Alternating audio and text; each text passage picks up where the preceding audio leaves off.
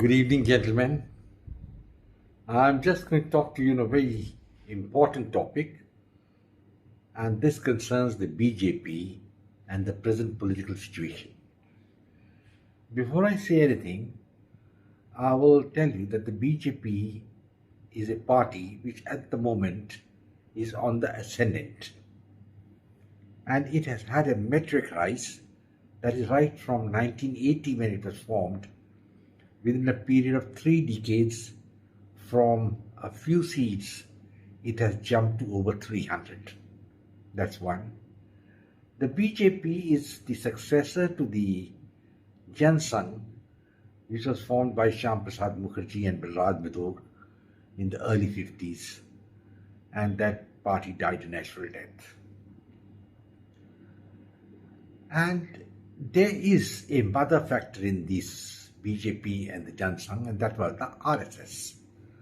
Now, the RSS was formed in 1925, and its stated aim was for a renaissance of Hinduism. That was a very important point. And they did not believe in the caste system, and they wanted to do away with the caste system. That is a point to be noted. So this is the foundation of the BJP. But what the BJP is now, it has transformed from what it was at that time.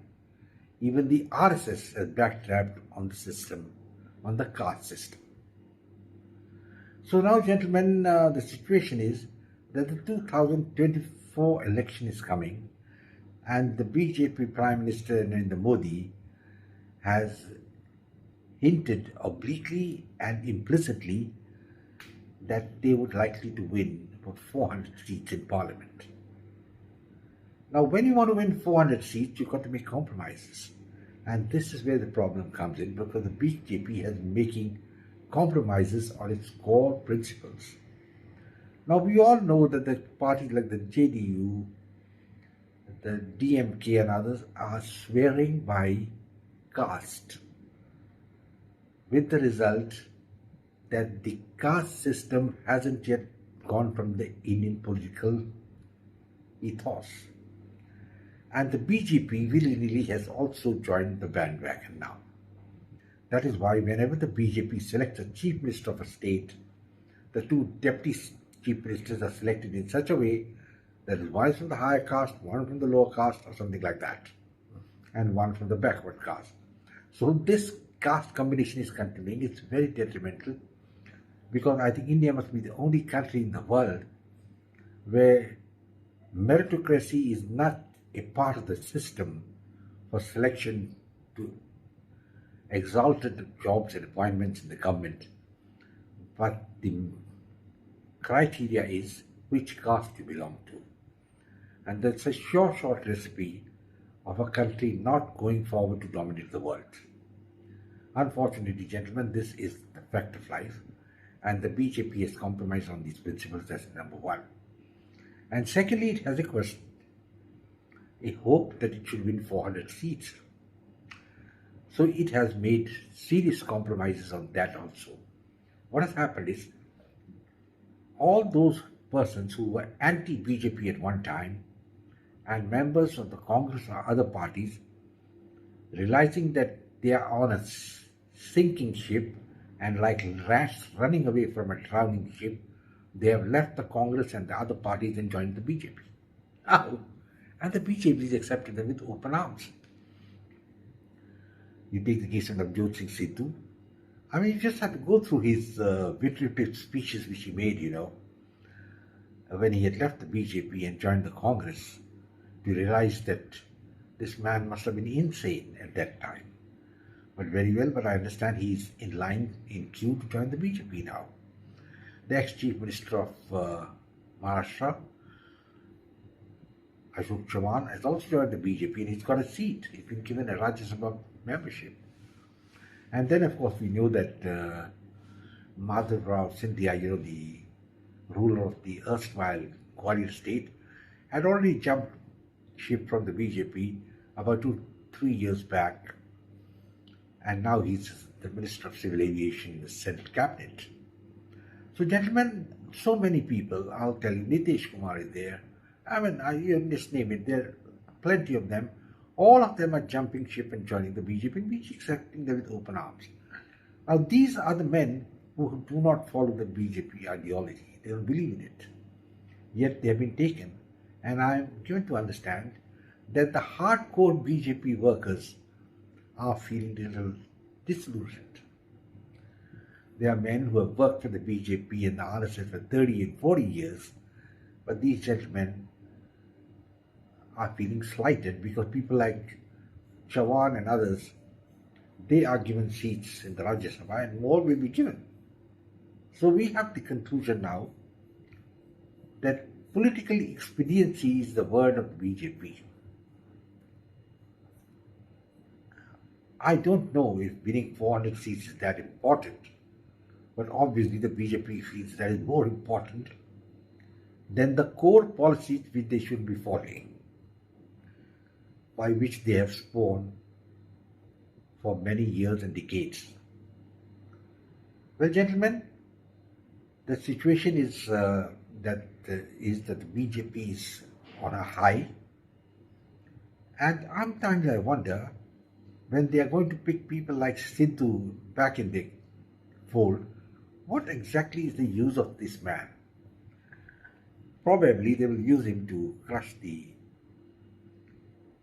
farmers' agitation, because a lot of farmers are Punjabis and Sikhs, and probably he'll just go around and try to convince them to call off or whatever way he does it. And that shows a lack of confidence of the BJP in its own ability to handle agitations, particularly the farmers' agitation. I think that is a point we must mention here, that the BJP had been going soft on these agitations. At the same time, it's a very difficult proposition which I have to bring out, that as far as the ex-servicemen are concerned and the OROP, that damn thing doesn't matter to the BJP, because ex-servicemen are old, retired people, they can't agitate. But this government, unfortunately, listens to agitation. Look at the Maratha agitation in Maharashtra. Marathas are one of the well-to-do communities in Maharashtra, and yet they are going to be given some form of reservation because they agitated. So, gentlemen, I have a point to make here, and the leader is the one who shoulders the blame. So it obviously means that Narendra Modi is the man who has to shoulder the blame. Taking all these turncoats back, even Nitish Kumar, who had left the BJP, can jump back, and now God knows he will jump back again, just belies one particular thing, that the BJP is desperate just to come to power, come what may. So whoever wants to come and join the bandwagon is welcome. Come and join in. Let's get going. But is that what is the requirement of the Indian state? We, as it is, want to do away with the caste system, the division in society, but looks like it's not going to happen that way. Well, gentlemen, we'll have to see and watch what's going to happen in the coming 2024 election. At the moment, as it stands, the plans of Narendra Modi are going to succeed and probably be home, absolutely safe from the rain in the 2024 election. But then we must be aware that these are the very men who will probably jump ship again. So he's got to watch out. I don't know whether it's the correct thing which is taking all these turncoats back and make more in queue. I'm told even Kamal Nath and Nana Kirti to join in to the BJP. Well, everything is honky-dory if the BJP wins. But the question is, if you win the election, is that the end all and be? And the be-all? Something more required. The Indian state has to move forward. I don't know what that's going to happen, because even the RSS has jettisoned the old policies which they had set up the RSS in 1925 when they said we will not tolerate the caste system, and yet now they are saying that the caste system has to be continued for job reservation, maybe for time immemorial. Well, gentlemen, I think I'll close now. If you like this video, share it with your friends. Come back to me more. Give your comment. And I'll feel absolutely delighted. In the meantime, I'll say goodbye. Take care of yourself. And God bless. Thank you.